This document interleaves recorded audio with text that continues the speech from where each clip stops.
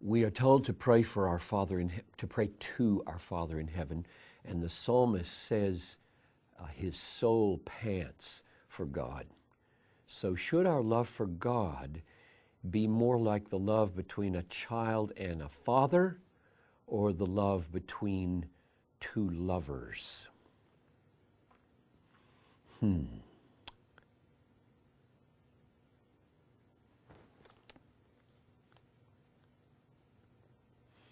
I don't know whether it should be more one or the other.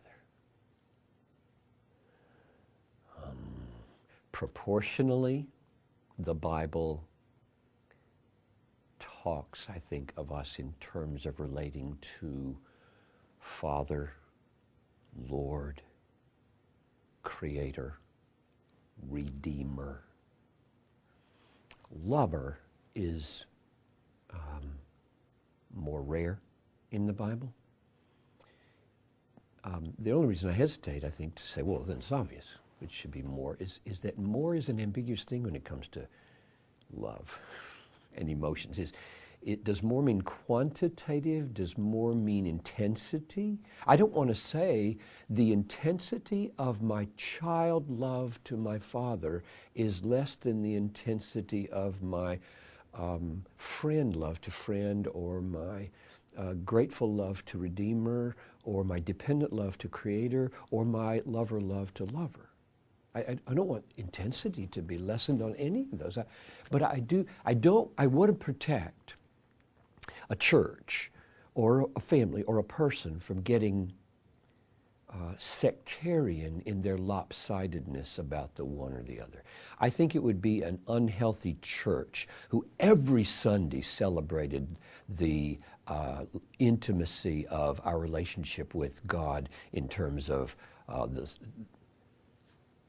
the sexual relationship or marriage. That would be an unhealthy, something would be sick about that church. What you look for in health, in a soul and in a church, is biblical proportion. So when it comes to intensity, it's high level intensity on each of the kinds of relationships. When it comes to which relationship is emphasized, let's read the whole Bible and try to shape our hearts and our minds around the kinds of relationships that are highlighted in the Scriptures. What counsel can I give to my otherwise solid Christian friend who just got engaged to her non-Christian boyfriend?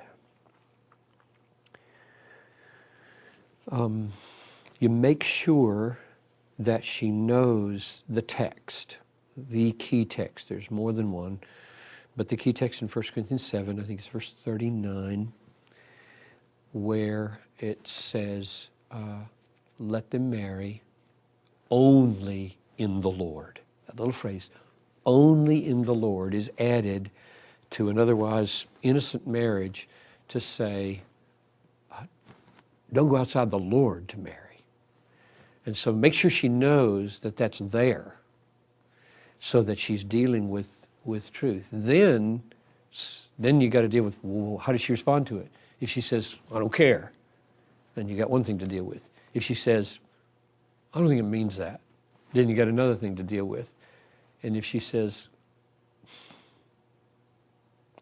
I think I should do this one sin and God will forgive me, then you got another thing to deal with. I mean, so how you counsel would depend on the response to the biblical truth. And so I think in general I would say take her, or it could be him as well, but this is her, take her to the text to show her that, encourage her that the right understanding of that is that Christians should only marry Christians. Then say a few other things. Number one, God only tells us to do things that are good for us. I know it feels to you like if you say no to this guy, you'll never get anybody. And that feels like a condemnation, a damnation, a ruination of my life. It isn't. It isn't. He may change. If not, God will sustain you, and it will be better. And second,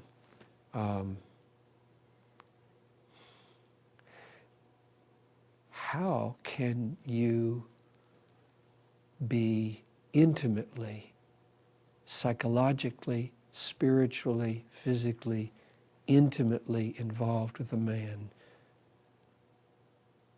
who does not say Jesus is Lord, who doesn't love your Savior, who doesn't... See, what's at root here is she's loving this man more than she's loving Jesus. Because if she really loved Jesus and he were satisfying to her and her best friend and walked with her and talked with her and sustained her and she loved Christ, the fact that he didn't, he says, I don't want anything to do with him. He's not my Lord. He's not my Savior. I think that's mythological or foolish. The emotional of what is she saying by saying, I delight in him, when the essence of him is anti-Jesus. That's who he is. He's anti-Jesus. Women or men who go that direction show that their capacities for loving Christ have shrunk down, and they're not feeling or thinking straight about loving Christ. What does it mean to know him, love him, walk with him, cherish him, be satisfied in him, treasure him? It can't mean what it should mean if a Jesus rejecter is valued as a husband over obedience to Christ. What can parents do to keep from having favorites among their children? Let me just give a reality check here, okay, first.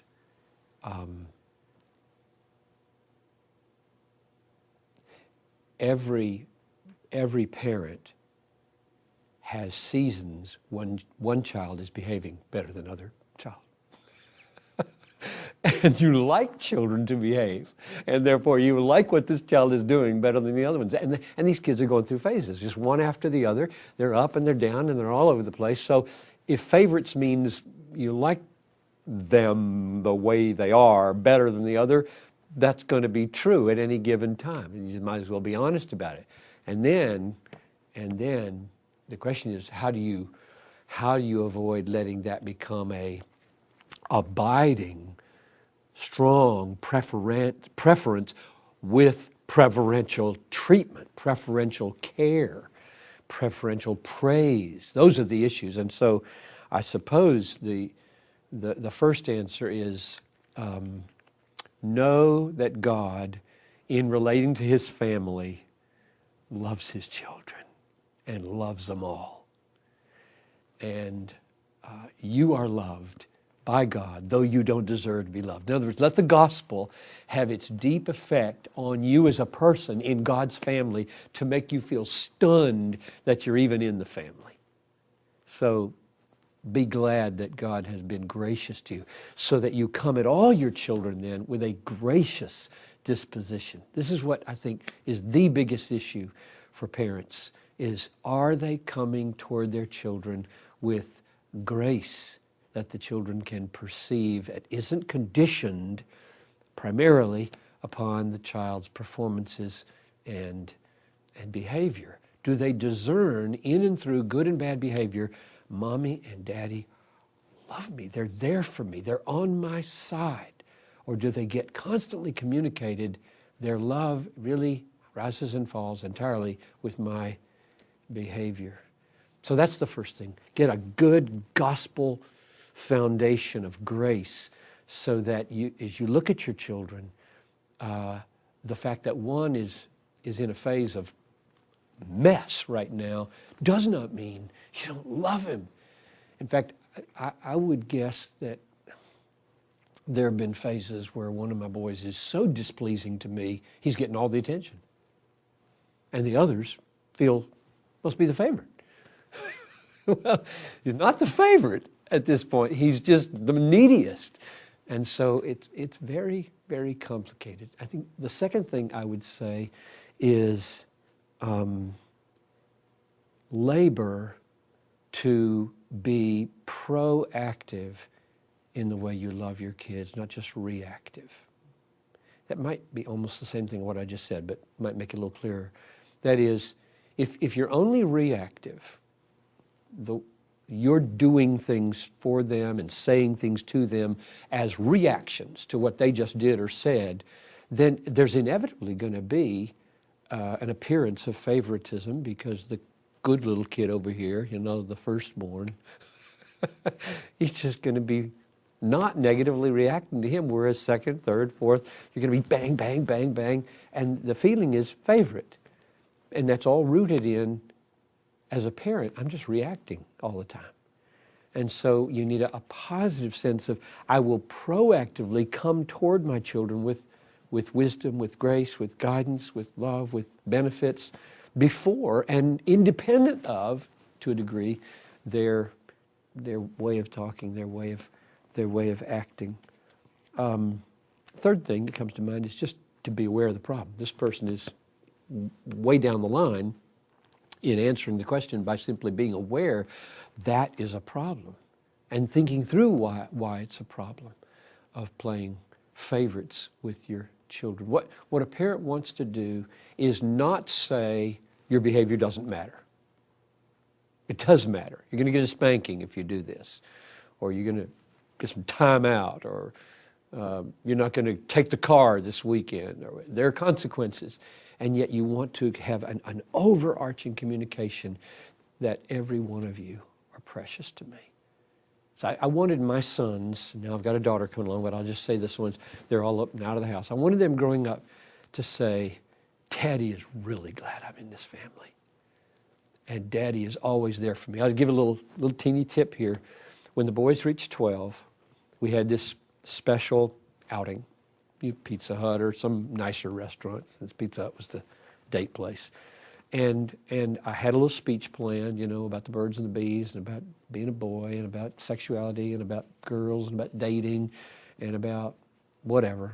And I would say to them, okay, freedom is coming, and I can't control you. You can be on your own. I just want you to know I am totally there for you anytime, anywhere. If you go with some guys, I give them this example, if you go with some guys to after a ball game thing, and it turns out to be totally what you didn't know it was going to be, like there's going to be sex there, there's going to be drinking there, whatever, and you're in somebody else's car, and you're there, and you don't want to be there, I will walk on glass to come get you, and you don't have to say a word. On the phone, I'm at such and such, I'd like out of here. And I'm there, no questions asked. So just a dad who says that to every son, I think creates, with all the diversities of the boys, deep down, there's one common thing here. He's there for us, and we can count on him. What should I do if my wife is telling me she doesn't love me, never did? We are still together, but she doesn't even want to spend time with me. I didn't yell at her. I didn't do anything. She is just saying she doesn't want me. What should I do? Cry a lot.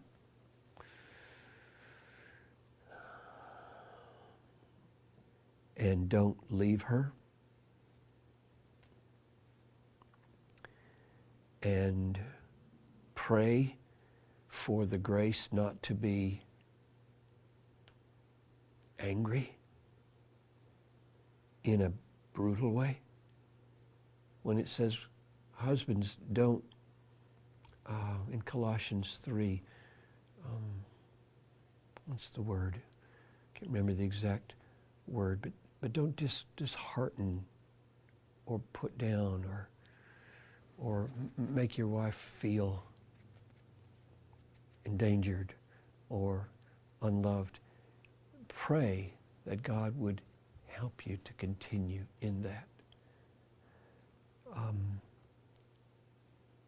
There are times when the church or individual Christians act like this towards their husband, Jesus Christ.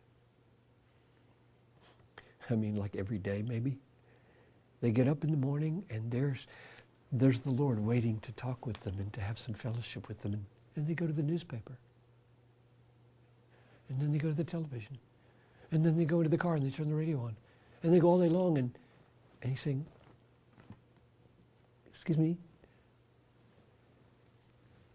how does he deal with us when we treat him as though we really don't want to be with him? And the answer is he's merciful, and he keeps coming back, and he keeps awakening and helping.